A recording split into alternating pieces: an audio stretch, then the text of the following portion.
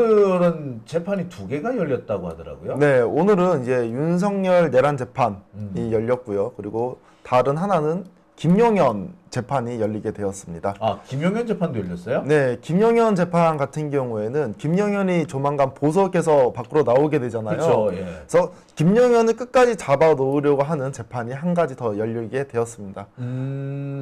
그러니까 이제 지금 김용현에 대한 추가 구속영장을 현재 내란 특검에서 청구를 했는데 그와 관련된 재판이 오늘 열렸다는 말씀이시군요. 네, 맞습니다. 그러니까 지금 이제 내란 사건 특검이 본격적으로 이 내란 사건의 재판에도 관여하기 시작했다. 네. 이렇게 볼 수 있겠군요. 네, 그래가지고 오늘 김용현 재판도 그렇고 윤석열 재판도 그렇고 특검에서 나왔습니다. 네. 오늘 재판 얘기를 들어보니까 특검에서 특별하게 활약이 있었던 건 아닌 것 같긴 하더라고요. 네, 특검에서 화력은 없었으나 변호사 측에서의 반발은 심했다. 라고 말씀드리고 싶습니다. 그러니까 일단 윤석열 측, 그다음에 또 김용현 측에서 예. 특검에서 나오는 것 자체를 일단 막고 싶었던 모양이군요. 네, 우선 위법성을 들이대면서 이 재판 자체가 이루어지면 안 된다라고 김용현 측은 주장을 했었고요. 왜 지 맘대로요? 특검법은 국민들이 만든 건데. 그렇죠. 근데 가만히 보면은 이 김용현 쪽들 같은 경우에는 뭐 윤석열도 마찬가지고 지들이 법인 거야, 뭐. 지들이 다 유연이래. 아나 무인이어서 특히나 뭐 김용현 재판 같은 경우에는 뒤에 말씀 또 드리겠지만 특검의 이 말을 틀어 막아서 결국에 특검에서 말을 못 하고 재판이 끝나게 됩니다. 그러니까 특검에서 말도 못 하고 재판이 끝났다고요? 네, 맞습니다. 아이씨, 진짜. 이거. 자, 조금 열받는데 오늘 이 특검이 이제 내란 사건 재판의 첫 번째로 등판을 하니까 윤석열이 그렇게 말을 많이 했다는 얘기도 있더라고요. 저는 처음에 기대를 했습니다. 윤석열이 이번에 중앙지법에 서관에 들어갈 때나 아니면 재판이 처음 시작될 때 뭔가 소감의 어떤 이야기를 할 줄 알았는데 당시에는 얘기를 하지 않고요. 재판 거의 막바지 끝에쯤 윤석열이 본인이 하고 싶은 얘기를 이제 하게 됩니다. 그래서 뭐 제가 이제 저도 그 윤석열이 뭐라고 했는지 대충 얘기를 들었는데 무슨 말인지 못 알아듣겠더라고. 그렇죠. 왜냐면 제가 타이핑을 쳐가지고 아예 보내드렸는데 거의 횡설수설하고 있는 거야. 뭐 앞뒤가 맞는 거. 그리고 지가 뭘 한다고, 지가 군사작전에 대해서 뭘 한다고 이렇게 떠버리기를 솔직히 가짠다는 생각이 확 들더라고요. 또 심지어 미필이잖아요. 그러니까 아니 군대 근처도 안 가본 사람이 말이야. 그러니까 꼭 보면은 좀 군대 근처 안 간 사람이 꼭 군사 퍼레이드 하려 그러고 국군에 가지고 꼭 그런 놈이 또 계엄령하고 말이야. 환상이 있나 봐요. 참, 그러면 군대를 좀 가지. 왜 그러니까요. 군대는 안 갔나 모르겠습니다. 자, 오늘 이제 뭐 내란 사건 재판에 이제 특검에서 첫 등판했고, 그래서 아마 여러 분들이 지금 관심을 갖지 않을까라는 생각이 드는데, 자, 윤석열도 그렇고 또 윤석열 측의 변호인들도 그렇고 이제 뭐 좀 합리적인 얘기를 한 것 같지는 않아요. 네, 맞습니다. 오늘 이제 딱 재판이 본격적으로 이제 시작되기 전에 이제 윤석열과 이 박옥수 특검보 이렇게 정면에 이제 마주보게 박옥수, 예. 이렇게 앉아 있었는데 둘이 눈을 서로 쳐다보진 않고 윤석열은 눈을 감고 있고 우리 박수옥 특검보는 이 서류를 이렇게 보고 계시더라고요. 뭔가 좀 의도적으로 서로 눈빛을 교환 안 하고 있던 것이 아닌가라는 좀 생각이 들었습니다. 보니까 예. 그래서 뭐 서로 이제 목례도 안 했다. 네. 그러니까 근데 사실 박옥수 특검보하고 윤석열하고는 잘 아는 관계예요. 그래요? 그럼요. 모를 수가 없죠. 그런데 아는 척도 안 했다라는 거는 사실 좀 의외예요. 그러니까 윤석열도 그렇고 박옥수 특검도 그렇고 서로 상대하기 싫다. 뭐 그런 얘기가 될까요? 네, 제가 보기에도 뭔가 서로 뭐 마주치기도 싫은 그런 느낌이 저는 좀 들었습니다. 아마 조금 부담스러웠겠죠, 서로에게. 부담스러웠을 수도 있고, 네. 사실 박옥수 특검 같은 경우에 윤석열한테 좀 맺힌 것도 있어. 맺힌 게 있어서 그러지 않았을까? 사실 뭐 그런 생각이 들어요. 그러니까 박옥수 입장에서는 이 양반이 뭐 나름 잘 나가는 검사였는데 결국에 진급을 못하고 결국 그만뒀어요. 그리고 그만둘 시점에 어떻게 보면은 자기 후배들까지 앞질러 가는데 박옥수 특검보가 연이어서 몇 번 진급에서 미끄러져요. 그러니까 되게 좀 기분이 좀 상했을 거예요. 뭐 그런 것들까지 뭐 계산해 보면 글쎄 그럴 만한 이유가 있을 것 같아요. 우선 이뻐 보이지는 않겠네요. 네. 자 오늘 네. 일단 하나하나 짚어보겠습니다. 특검이 오늘 첫 번째 이제 법정에서 갖고 윤석열하고 첫 대면을 했는데 윤석열 측에서 어떻게 나오던가요? 우선 윤석열 측 같은 경우에는 이 특검법은 대한민국에서 처음이다. 이런 특검법은 특검이 이첩을 요구를 해서 받아들이는 거는 특검법 최초의 사례 그리고 이거는 위헌이다라고 주장을 합니다. 뭐 지가 위원이면 지가 불리하면 다 위원이야? 뭐야? 뭐 수도 없이 위헌이고 위법 소집 증거고라고 얘기를 했는데 오늘도 특검이 나오니까 이 특검 절차에 대해서 이거는 이 위헌이다라고 주장을 하고 있어요. 왜 위헌이라고 그러던가요? 특히나 왜 위헌이라고 주장을 하냐면 공정한 재판을 받을 권리를 침해했다. 명확성의 원칙을 위배했다. 방어권도 침해를 했고 신속한 재판을 받을 권리를 침해했다라고 이야기를 합니다. 여기서 공정한 재판을 받을 권리는 뭐냐? 특정 정치 세력으로 인해서 정치적 압력을 받고 있다. 그리고 명확성의 원칙은 특검은 수사를 방해하거나 지연을 할 때 수사 대상으로 하는데 이런 것들에 대해서 명확하게 나오지 않았다라고 주장을 하는 거예요. 어쩌라고? 나는 정말 이해가 안 가는 게 예. 자, 일단 재판의 공정성을 해치고 있다. 예, 공정성을 해치고 있다. 근데 재판의 공정성이 핵심은 판사예요. 그렇죠. 그러니까 판사가 이상한 사람이 된다거나 법관에 자격이 없는 사람이 된다거나 또는 이 법관을 아무나 막 임명하게 한다든지 이런 경우에 이게 위헌이 될 가능성이 있습니다. 근데 지금 같은 경우는 현재 이미 있는 법관들 그대로 쓰고 있잖아요. 그렇기 네. 때문에 이게 왜 명확성의 원칙, 공정성 원칙이 위반되는지 모르겠어요. 그다음에 명확성의 원칙이라고 하는 거는 그냥 우리가 그 통상적인 사고 방식에 보아서 뭔지 알 수 있을 정도면 된다요. 형법 같은 경우도 마찬가지. 이게 뭐다라고 특정을 지을 수 있으면 되는데 딴 것도 아니고 그 특검법 같은 경우에는 일정한 범죄 행위만 지목을 하거든요. 그래야지 네. 수사를 할 거 아니야. 근데 그것만 하면 되는데 글쎄 뭐 윤석열의 내란 사건 계엄 점포 전후 이 부분이라 글쎄 뭐가 명확하지 않는다는지 도대체 이해가 안 가는데. 예. 그다음에 뭐 방어권을 침해했다 그러는데 방어권의 핵심이 뭔 것 같습니까? 방어권의 핵심이요. 방어권의 핵심이 제일 큰 책이 뭐냐면 네. 불구속 수사를 하는 거야. 불구속. 근데 지금 윤석열 밖에 나와 있잖아. 지금 나와 있죠. 근데 가장 방어권을 잘 행사하게 되는 거야. 두 번째 뭐냐면 변호인을 선임할 권리예요. 네. 그 변호인이 정말 자기가 원하는 사람을 선임할 수 있고 변호인하고 이렇게 계속 접견하고 교통할 수 있는 권한, 권리 이런 것들만 보장이 되면 돼요. 근데 뭐 도대체 방어권을 침해했다는 건지, 그러니까 도대체 이해를 못 하겠네요. 네, 맞습니다. 그리고 특히나 뭐 마지막 신속한 재판받을 권리를 침해했다. 라고 이야기를 하는데 도저히 이해를 하지 못하겠습니다. 왜냐하면 이 검사 측, 그러니까 특검 측에서도 뭐라고 얘기하냐면 공소 제기일부터 재판이 5개월이 지났는데 피고인들이 지금 석방에 막 임박해 있고 재판이 신속하게 이루어지지 않은 우려가 있기 때문에 특검을 한다라고 이야기를 하거든요. 그렇죠. 그러니까 지금 서로 윤석열 측도 그렇고 특검 측도 그렇고 신속한 재판을 못하게 하고 있다라고 주장을 하고 있는 상황입니다. 제가 볼 때는 그래요. 이제 이게 정치적인 메시지를 네. 던지려고 하는 것 같아요. 그래서 특검이 정치적으로 만들어졌으니 특검을 내쫓는 것도 정치적으로 내쫓을 수 있다라고 보는 거야. 네. 그러니까 이거 얘기를 이 정치적인 메시지를 막 던져 놓으면은 혹여라도 어떻게 이제 다시 뒤집어져 가지고 지가 되살아날 방법이 있지 않을까, 뭐 요런 꿈을 꾸지 않는가 하는 생각이 좀 드네요. 네, 맞습니다. 네. 그래서 이러한 절차와 관련된 문제를 이제 이야기하면서 오늘 윤석열 측 변호인들 같은 경우에는 이 재판 절차가 잘못됐으니까 오늘 재판은 여기서 마무리하자라는 식의 이야기를 꺼내게 됩니다. 아니 신속한 재판을 하자며, 근데 오늘 재판을 안 하면 그 신속한 재판이 되나? 왜냐하면 이 특검 자체가 미법성이 있기 때문에 이거를 완전히 해결한 이후에 재판을 받아야 된다고 주장을 해요. 아니 특검은 왜 국회에서 만든 법에 따라서 위법 특검을 하는 건데 그게 왜 위법이라 그래요? 그리고 그걸 해소하려면은 뭐 헌법재판소로 가야 된다는 얘기잖아. 사실은 헌법재판소로 가야 되는 거죠. 그러니까 이건 헌법재판소 갔다 올 때까지 재판 열지 말라는 얘기인데 그러면 신속한 재판은 오히려 아닌데 그렇죠.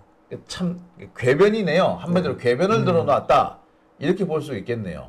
그래도 다행히 우리 지기현 판사가 이것만은 들어주지 않았습니다. 오늘 증인도 나왔고 했기 때문에 오늘 재판은 그대로 속개하겠다라고 하면서 재판을 진행하게 됩니다. 오늘 재판이 뭐 오전부터 시작됐나요? 어떻게? 오늘은 이제 10시 15분에 시작이 돼서 7시 한 5분경에 재판이 마무리가 됩니다. 오늘 재판이 길었군요. 오늘 재판이 상당히 길었습니다. 오늘 재판에서는 어떤 내용들이 거론이 됐습니까? 오늘은 이 증인으로서 이재학 계엄사령부 기획조정실장 그리고 권영학 계엄과장이 나오게 됐는데요. 이 두 명은 합수부 출신의 군인입니다. 이 증인이 나와서 어떻게 계엄사령부에서 이 상황실을 꾸렸는지 그리고 박안수가 어떠한 명령을 받았는지 뭐 등등에 대해서 이야기가 나오고요. 예, 특히나 그 권영학 과장 같은 경우에는 계엄과 좀 직접적으로 관련된 그런 직책을 가지고 있는 계엄 과장이죠? 그렇죠. 계엄 과장입니다. 그래서 이제 계엄 뭐 절차라든지 뭐 위법성이라든지 뭐 그런 부분, 특히나 뭐 이례적이었다 이런 부분에 대해서 오늘 진술을 지속적으로 이제 이야기를 했습니다. 제가 늘 말씀드립니다만 합참 계엄과에서 계엄 같은 업무를 해요. 그리고 이제 저 같은 경우에 과거에 이제 계엄과 관련된 문서 정리를 제가 거의 2주 가까이 도왔을 거야. 이렇게 제가 이제 병으로도 근무하고 장교로도 근무했는데 병 근무할 때 이제 국방부 통신대대에 있었어요. 그러면서 이제 그 갑자기 차출이 돼가지고 예. 문서 세절 작업을 했단 말이에요. 근데 세절을 작업을 하는데 그 내용이 다 뭐였냐면은 바로 계엄 관련 문건. 계엄 관련. 몇 년치 계엄 관련 문건을 이렇게 싹 세절을 하는데 안 읽을래 안 읽을 수가 이거 없더라고. 물론 그리고 난 다음에 뭐도 했었느냐 하면은 새로운 새해 계엄 업무 편람, 그러니까 계엄 업무 편람을 또 만들기도 하고 그랬어요. 그러니까 대충 알 건 다 알아요. 근데 윤석열이 오늘 계엄에 대해서 막 이렇게 한참 이렇게 떠버렸다죠? 네, 맞습니다. 오늘 윤석열이 이야기한 거는 이러한 내용입니다. 이제 원래 중간에 이재학 증인에서 권영학 증인으로 넘어갈 때 본인이 꼭 하고 싶은 얘기가 있다라고 처음에 주장을 해요. 근데 이제 재판장님께서 권영한 과장으로 증인이 바뀌었기 때문에 추이하시라라고 해서 증언을 하게 되는데 이런 말을 하게 됩니다. 6.25 전쟁 발발 이후에 상당한 기간 동안 계엄 선포를 우리는 하지 못했다. 그리고 과거에도 전면전이 터지면 계엄을 못했었었다. 특히 현재는 무기가 발전해가지고 국지전이 터지더라도 계엄을 하지 못한다. 왜냐하면 병력이 투입이 돼야 되기 때문이죠. 실제로 군사적으로 합창의장이 바쁘기 때문에 합창의장이 계엄사령관이 될 수 없다. 왜 그러냐면 증인들이 원래 통상적으로는 합참의장이 계엄사령관이 돼야 된다고 주장을 하고 있었거든요. 그러니까 원래 계엄과장이 바쁘기 때문에 실제로는 못한다라고 지금 주장을 하고 있습니다. 잠깐만 몇 가지 좀 팩트 체크 좀 하고 넘어가야 될 것 같은데. 네. 6.25 때 계엄 선포를 한동안 못했다, 오랫동안 못했다고요? 그건 무슨 개소리야? 근데 이 오늘 윤석열이 그 여순 사건이라든지 제주도 그 사건이 있지 않았습니까? 제주도 4.3 사건. 4.3 사건 이런 것들을 이제 지칭은 하지 않았지만 그런 뉘앙스로 얘기를 하기는 해요. 근데 하지만 그 6.25 이후에 상당 기간 없었다라고는 이제 명확하게 본인이 얘기는 하더라고요. 아니 6.25가 터지고 난 다음에 이제 왜 이게 계엄이 선포가 안 됐냐면 이승만이 도망치다가 정신을 못 차려서 그런 거예요. 지금 당시 기록을 보면은 이승만이 처음 간 것은 부산이 아니라 목포였어요. 목포를 갔는데 가만히 보니까 목포에 가면은 이제 지가 거기 잘못한 게 있잖아. 네, 그렇죠. 안 되겠다 싶어서 방향을 튼 거예요. 그래서 전라도로 내려갔다가 다시 대전으로 올라왔다가 그 다음에 대구로 갑니다.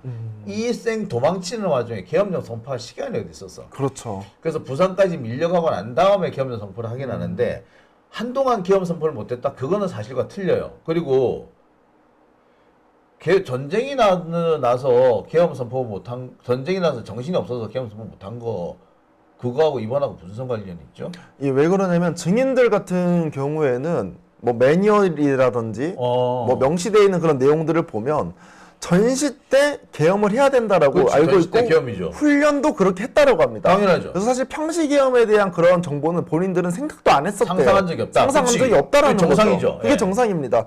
근데 윤석열 같은 경우에는 이거에 대해서 반박하는 거죠. 그걸 반박한다고요? 예, 왜 그러냐면 평시에 계엄을 하겠다는 거죠. 너네들이 잘 모르는 것이다. 왜 그러냐면 그 실제로는 전쟁이 터지면 군사들을 보내고 막 그러한 과정들이 있기 때문에 실제로 계엄을 못 하는 것이다. 뭐라는 거야? 라고 주장을 하는 거예요. 뭐라는 거야? 아니, 전쟁이 나면은 병력을 어떻게 운용을 하느냐가 제일 중요합니다. 그래서 명령이 한 군데에서 나와야 돼요. 네. 그래서 계엄 사령관은 그 합참의장이 되는 겁니다. 합참의장이 병력을 움직일 수 있는 권한이 있는데, 자, 계엄 사령관이 또 병력 움직이고, 그와 별개의 합참의장이 움직이면은 경우에 따라 같은 명령이 두 군데 날아갈 수 있잖아. 그렇죠. 그럼 어느 말을 따라야 돼? 만약에 합참의장은 야, 3사단 니들 전방으로 이동. 근데 계엄사령관이 야, 3사단 부산으로 이동. 어떻게 해야 돼?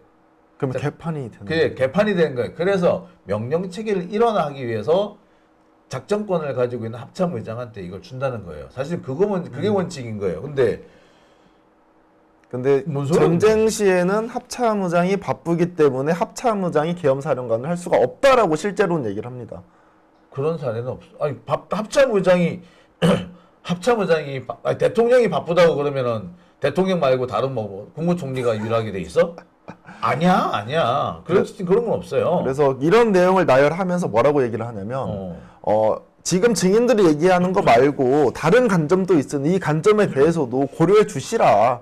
무슨 그런 관점이 어딨어? 라고 지금 얘기를 하는 겁니다. 왜냐하면 오늘 나온 증인과 윤석열의 증언은 사실 완전 배치되고 반대되는 이야기거든요. 그러니까 합참 계엄 과정이나 전비태세 검열실장 이런 사람들이 윤석열의 계엄이 이상한 거다. 네. 통상적인 절차를 뭐 어겼고 막 이렇게 얘기를 하니까 야 그거는 니들 생각일 뿐 안 그런 경우도 있어. 요렇게 얘기하면서 뭐 합참 의장이 안 될 수도 있지. 얼마나 바쁜데. 근데 합참 의장이 지금 뭐 한다고 바빠요? 그 당시에 왜 바빴어? 합참 의장 그때 안 바빴어요. 네, 그렇죠. 그게 전시가 아니라 지금 평시잖아. 그럼 지금 윤석열이 얘기하고 있는 거는 전시에 합참의장이 바쁠 수도 있기 때문에 계엄사령관을 따라 정한다는 얘기잖아. 근데 그때는 이번에 윤석열이가 선포한 거는 전시가 아니었잖아. 평시잖아요. 평시였죠. 근데 바빠서 다른 일을 계엄 업무를 맡을 수가 없다. 뭐 앞뒤 안 맞는 개소리야. 그 사령관 임명도 사실 되게 이례적이었던 거고 그리고 계엄군으로서 갔던 게 특전사, 수방사, 뭐 방첩사 이런 군대였잖아요. 네. 원래는 군사 경찰에서 해야 그렇죠. 된다라고 헌병대에서 합니다. 하는 거예요. 그래서 이제 만약에 다른 이 병력들이 계엄군으로 가려면 뭐 대통령의 승인이 필요하다라고 하는데 계엄사령부 내에서도 이런 승인이라든지 이런 것을 보지 못했다라는 거예요. 그렇죠. 아니 저도 되게 황당했던 게 예. 그리고 지금 오늘 증언 나온 사람이 합참의 계엄 과장이잖아. 네, 그렇죠. 지가 계엄 업무를 담당하는 사람이야. 근데 대통령이 지가 더 잘한다. 윤석열 지는 군대도 안 갔다 왔으면서 지가 잘한다. 이거 나온다는 것 자체가 좀 어불성설이에요. 그러니까 탓도 소리지. 약간 윤석열의 그 뉘앙스나 느낌이나 이런 거를 얘기를 쭉 들어보잖아요. 네. 너네는 그 텍스트로 명문화되어 있고 너네 나름대로의 매뉴얼이 있기는 하지만 자기는 대통령이잖아요. 큰 이렇게 수비나 이런 것들을 보면 전혀 실상은 그렇지 않다라는 걸 얘기하고 싶은 거예요. 윤석열은. 지가 본 숲이 뭔데? 지금 얘기한 거 있잖아요. 계엄 사령관 합참의장을 실제로는 하면 안 된다. 요즘에는 전쟁이 터지면 이 계엄을 하면 안 된다. 뭐 이런 전체적인 숲을 본인은 바라봤다라는 거죠. 그리고 이러한 관점에 대해서 지견 너는 고려해줘라고 얘기를 하는 겁니다. 전쟁이 터지면 계엄을 선포 못 한다고요? 오히려? 네, 지금 그런 얘기를 하고 있었어요. 뭔 오늘. 개소리야? 지가 뭐 한다고 까불어? 저 이해가 안 가네. 한마디로 개소리를 지전했는데 완전히 개소리인데요? 네. 그리고 이제 이 사령부라든지 이런 곳에서 이제 막 구성을 하지 않았습니까? 네. 계엄 사령부를. 계엄 사령부. 근데 거기에 내부에서는 지금 아는 게 진짜 거의 없었대요. 실제로도. 그래서 이제 얘기를 물어보는 겁니다. 검사 측에서. 혹시 이 계엄이라는 게 선조치 후보고 뭐 이런 식으로도 진행을 할 수 있느냐. 시겁을 하면서 절대 계엄은 그럴 수 없다. 큰일 나요, 그거. 그리고 그게 내란이야. 그게 절대 그럴 수 없다라고 식겁하면서 얘기를 합니다. 그러니까 근데 윤석열은 그에 대한 이해도 자체가 없는 거네. 네, 그렇죠. 그러니까 지가 아무렇게나 헛소리 해놓고서는 내가 법이야. 왜? 내가 대통령이거든. 그렇죠. 뭐 이런 식의 태도네요. 네, 맞습니다. 아직도 얘 정신 못 차렸다. 참, 그러니까 이래서 얘를 풀어주면 안 된다는 거예요. 네, 맞습니다. 그래서 특히나 이 계엄과 관련된 업무를 맡고 있는 사람들한테 뭐라고 얘기하냐면 매뉴얼은 자기도 훈련 때나 쓰는 거지라고 이야기를 합니다. 매뉴얼을 훈련 때만 실전에 못 쓴다고 쓰면 안 된다. 그러니까 원래 매뉴얼이라는 건 뭐냐? 이게 이 계엄뿐만 아니라 농사를 제가 농사 지었잖아요. 네. 농사 지을 때도 똑같습니다. 매뉴얼이라는 건 어떤 일이 터졌을 때 그 순서대로 일 처리하라는 거예요. 잘 그렇지. 우왕좌왕할 수 있으니까. 그러니까 현실을 생각하고 매뉴얼을 만드는 건데 그렇지. 매뉴얼이 잘못됐다라는 겁니다. 실전에 쓰기에는. 지가 뭘 한다고 그런 말을 하는데. 이런 주장을 하고 있고 그리고 가짜나서 진짜. 가짜나서. 아니 지가 그래서 뭘 얼마나 한다고. 지가 진짜 미친놈 아니야 이거. 자 그래서 들어봅시다. 네, 그리고 이제 12.3 계엄은 국민들에게 메시지를 보내주기 위한 그런 계엄이었고 최소한의 인원으로 무장을 하지 않았다라고 지금 얘기를 하고 있는 거예요. 무장한 게 지금 드러났는데 뭐 무장 안 했다고 또 헛소리야. 총을 들고 갔잖아요. 그렇죠. 총알도 있었고. 그렇죠. 그런 무장이지. 네, 이 윤석열은 무장과 비무장의 차이도 잘 모르는 것 같아요. 네, 맞습니다. 아무리 빈총이라도 들고 나간 무장이라고. 네, 이게 참 어떻게 이런 놈이 본인이 분명히 더 잘 모르고 지금 보시다시피 헛소리를 찍찍하고 있는데 네, 맞습니다. 오히려 담당 실무 전문가 니들이 모른다 이렇게 어거지를 쓰는 건지 야 이해가 안 가네.